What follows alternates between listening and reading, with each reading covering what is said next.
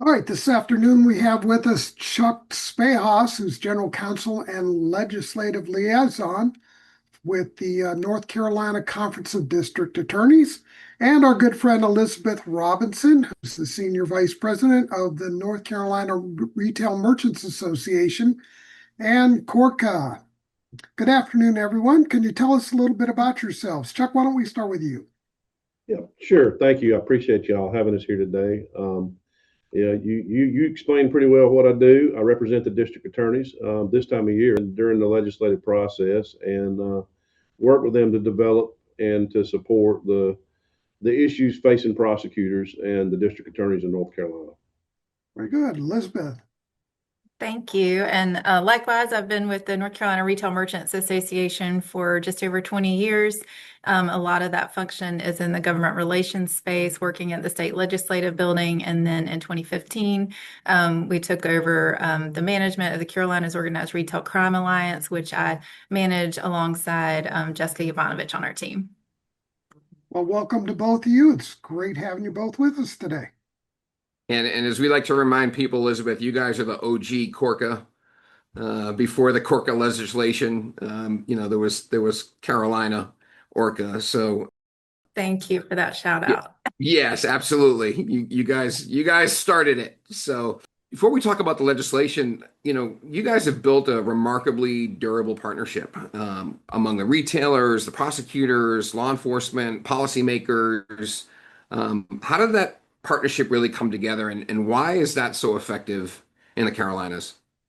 Thank you. Yeah, NCRMA has worked alongside the Conference of District Attorneys, along with the Sheriff's Association, Chiefs of Police, SBI legislators for many years, even predating CORCA. I go back from our legislative advocacy experience. Our President General Counsel, Andy Ellen, and myself have both been lobbying for over 20 years, over 50 years combined for the Retail Association. And I think one thing that's made North Carolina successful is that we work not to develop legislative solutions in a vacuum. A lot of times these ideas originate with the retail investigators, the asset protection professionals, or law enforcement officers who bring these ideas dealing with these crimes every day. And then our role is really helping bring those stakeholders together, but translating those real world challenges into legislative solutions. And that's where we're bringing those ideas to Chuck and to the Conference of District Attorneys to seek out their input and advice before we proceed. So it really just, I think, comes down to a lot of trust and credibility we've been able to establish over the years. Elizabeth, North Carolina's Organized Retail Crime Alliance is somewhat unique. Can you explain how NCRMA and CORCA work together and why that model has been so successful for us? Yeah, we can. In 2015, I mentioned that NCRMA took over. We were looking to expand our Retail Loss Prevention Association within our membership, and CORCA.org was being run through a local collaboration of law enforcement out of Charlotte. So we joined forces. We established CORCA in 2015 to be managed through our charitable foundation, with the idea that we would be a forum for information sharing and also host an annual conference. NCRMA provides the administrative function for CORCA, but also provides the advocacy arm in North Carolina. And then, like I said, CORCA really provides the boots on the ground. They're on the front lines of these issues every day to help us understand how organized retail crime is evolving, where those existing statutes might be falling short, and where there might be practical challenges. And so all that is really invaluable to know that those legislative proposals are grounded in real world experience. The relationship, Elizabeth, between NCRMA and the Conference of District Attorneys where Chuck is, I think that goes back, what, 2 decades? How has that relationship helped shape North Carolina's approach? And Chuck, I'll ask you, because you've got that relationship with them. How does that shape your approach to what you guys are doing with ORC? Yeah, sure. So the perspective that we get from this alliance and from, as Elizabeth said, hearing from the boots on the ground is really important for the prosecutors, kind of in two arenas. I mean, the district attorneys know how to put their cases together, try a case. But how those cases being tried, those defendants being taken out of circulation and brought to justice, what impact is that actually having or not having on the retail community? So that perspective about what we're prioritizing or should be prioritizing is a really important factor for our DAs themselves to hear when they're prosecuting these cases and dealing with them. From the perspective of a policy standpoint, from moving forward and evolving our law, I think we've seen it truly develop over the last 20 years. And significantly, I can say I've been here for the last 6 years. We've made some giant strides during that period of time. It's called organized retail theft for a reason, right? The criminals were organized. They're evolving. It's important from a policy standpoint, for us to adjust to and respond to that evolution. And I think we've seen through the cooperation of the two groups and working with our General Assembly, speaking with one voice, that we've actually started to have some real impact on the retail establishments and protection of that industry in this state. Elizabeth, you want to add to that? Yeah, I mean, I would agree. And I would say, yeah, it's been a very long and successful partnership. I think back, our first ORC law was in 2007. And we knew it was going to be, we had ideas coming to us from, at the time, our Retail Loss Prevention Association, and we knew it was going to be really important to have the district attorney's blessing and buy-in and whatever we were trying to accomplish, and worked alongside their leadership at the time to pass what then was an omnibus bill. And then that following spring, there was a gentleman, Mo McKnight, who at the time was at Lowe's Foods, who had been very involved in that process. He and I traveled actually by ferry to the DA's annual conference to talk about each provision of the legislation, practical applications, and kind of have that conversation, which was so helpful. And so down the road, after we launched CORCA, Kimberly Overton, who at the time was the chief resource prosecutor, now executive director of the conference, actually launched. She kicked off our first conference, a CORCA, as the keynote in 2016. And since then, we've had presentations from from prosecutors 8 out of 10 years at the conference, including Chuck. And so that collaboration really ramped up, I think, with bringing on CORCA. And then when Chuck came on board, we really began this collaborative process each year, and now really are working annually on what we're able to accomplish together, which has been amazing. That is amazing. And some more OGs mentioned there too. Boy, Mo McKnight, it goes back a few years, man. He was an icon with Lowe's Food and stuff, right? Absolutely. Great guy. And Kimberly Overton too, because she's been around a little while and she's done some great stuff for us too. You know, Yeah, you 100%. look at that relationship since right around 2021, North Carolina has enacted a lot of organized retail crime legislation. I think you've done so just about every year, right? What do you think has driven the momentum between these legislative successes that you've had, and how NCRMA, prosecutors, retailers, and law enforcement have all worked together to move these ideas from concepts and into law? Chuck, why don't we start with you? Sure.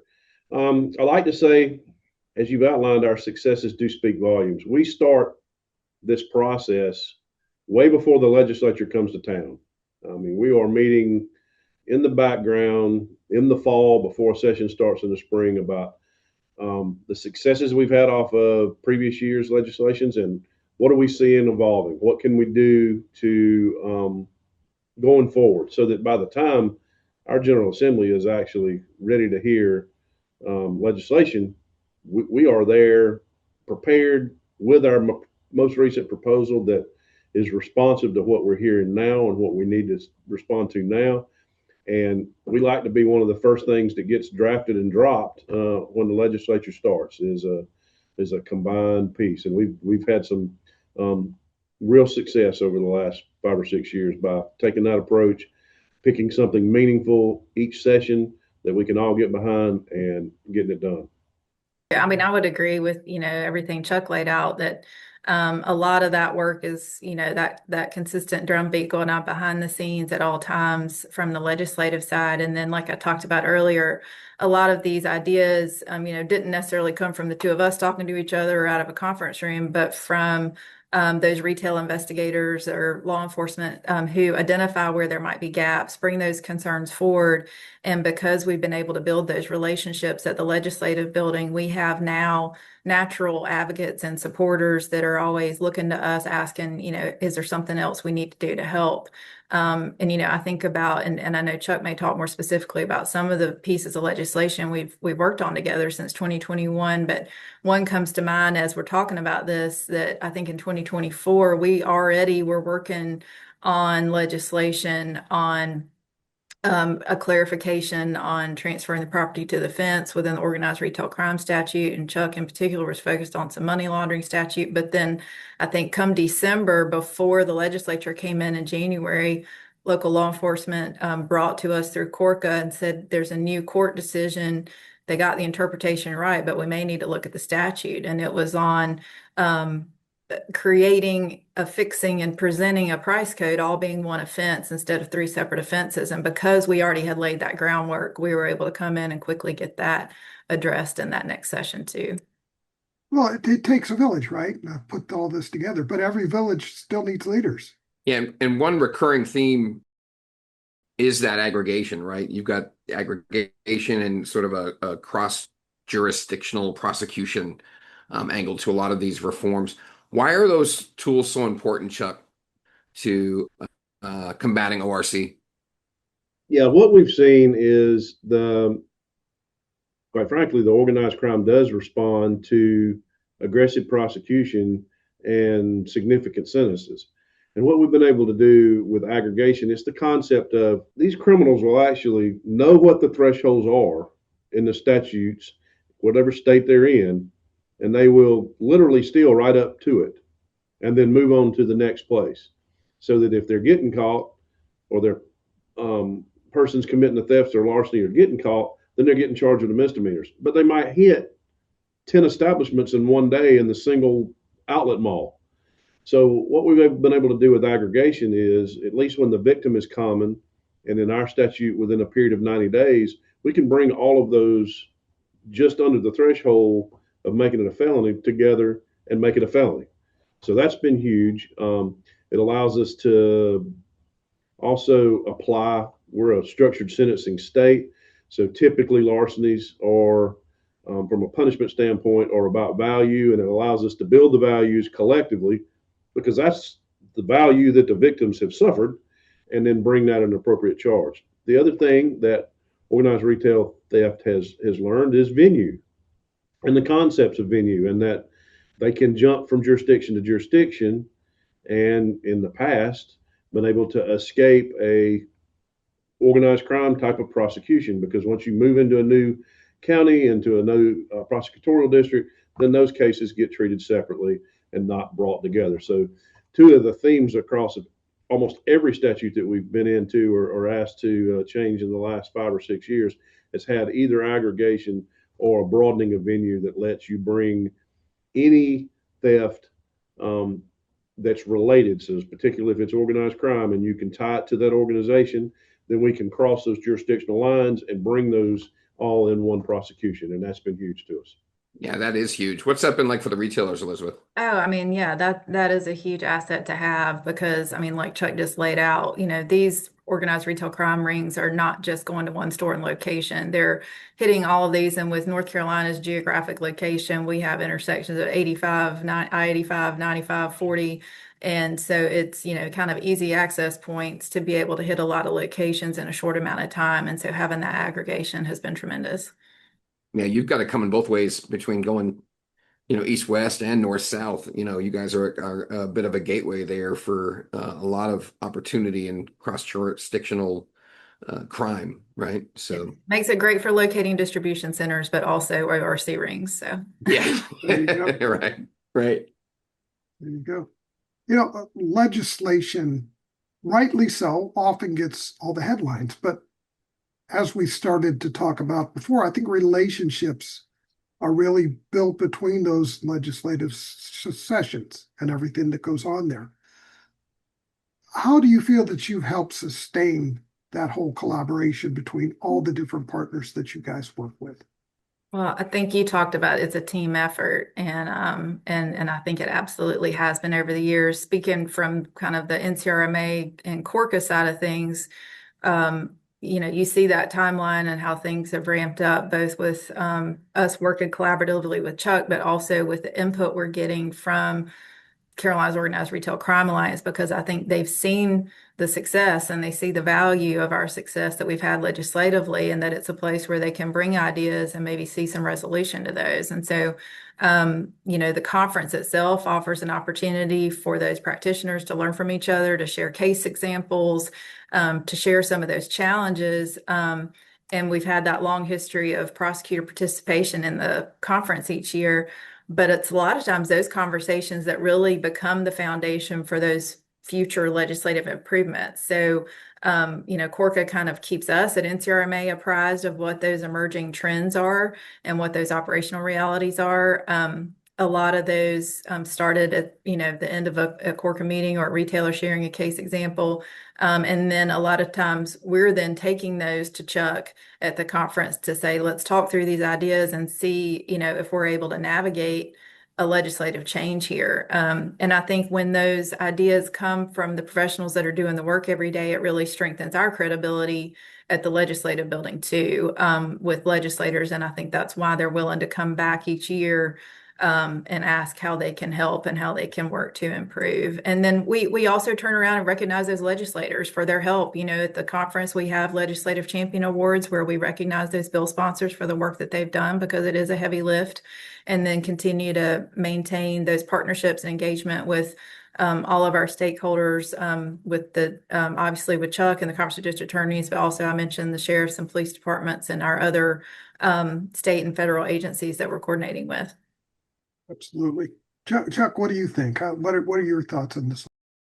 Yeah, I agree with Elizabeth. We've built on our credibility and effectiveness in the past. That has turned into almost an expectation that we are there at the beginning of a legislative session with the newest thing that we need to respond to how this crime is evolving. And it's not just this communication and cooperation is not just about effective legislative action.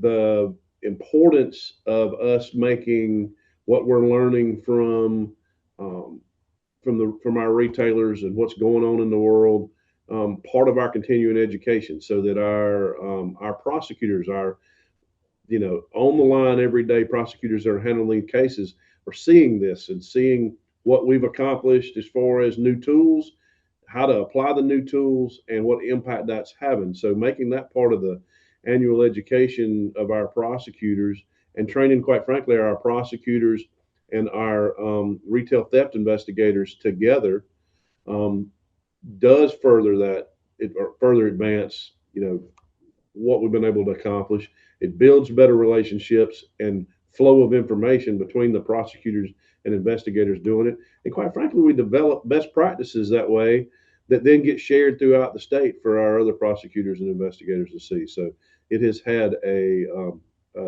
very deep impact on the actual effective prosecution in the state. So you're not just prepared, okay? You're also all on the same page by the time that you get to those sessions, right? And that really helps put it together and give that united front that you need to make sure that things move forward, right? Yes, sir. Yes, sir. Yeah, you guys are the gold standard when it comes to this type of collaboration. The success that you've had in legislative efforts in the Carolinas should be a role model for a lot of the other areas of the country. I mean, there are parts of the country that we interact with where they're just struggling to get that type of training, Chuck, that you talked about. That they're just to teach the prosecutors what ORC is and isn't, right? If we took that gold standard and we said, let's package this, let's share this, what would you guys recommend as the opportunity to strengthen, these relationships? How can we take this model that you guys have put together and replicate it in other areas of the country? What would be your advice to folks who are trying to do that? I think a lot comes down to relationships, building those relationships and making sure those are long standing so that, you're not just coming when there's an ask, but that you've built these long standing relationships over time. That's been our experience. But I would also say for states where there is an organized retail crime alliance, if you haven't already, to engage your state retail association and other organizations that have established legislative expertise, because that is a skill set and there are relationships built within those organizations that are already in place. And successful advocacy is going to require both having that subject matter expertise that comes out of the ORCA, but also the ability to navigate the legislative process. And so I would just encourage building those relationships as well. And then turn it to Chuck. Yeah, I mean, from our perspective, involving the prosecutors early, allowing us to participate in kind of evaluating and formulating what our response needs to be, focusing on practical, enforceable legislation. I think you look back over the history of what we've done and you see us addressing definitions, creating new tools, increasing punishment where appropriate. We talked a little bit about aggregation and venue provisions, bringing that practical, no nonsense, this is what needs to happen to the legislature in a format that they can easily understand. It works, and you build on those successes over time. You're not going to solve this problem overnight, but you can, as I think we've established, you can come in almost every year paying attention to what's changing, what needs to be tweaked to address it, and have success year after year. Well, the one comment that I might add to all this part of the conversation is that in a role like Chuck has, you're not just somebody that's putting together all this legislation and so forth. You really have to be an educator, and you have to have a certain skill set that comes with being able to share that information with others in a way that they are able to, absorb and understand and then apply. And I absolutely agree with you, Kevin. I think we've got one of the best groups in the country here that we're talking to today. So thank you both very much for being part of our conversation today. Hands down. Thank you. We appreciate being here. Yeah, Thank you very much. Thank you, Chuck. Yes, we sir. appreciate you. We appreciate having you on the Summer Success Tour here. We couldn't not stop. We couldn't call it the Summer Success Tour and not stop in the Carolinas and talk to y'all because clearly you guys have defined what success means in legislation in ORC. So thank you both again.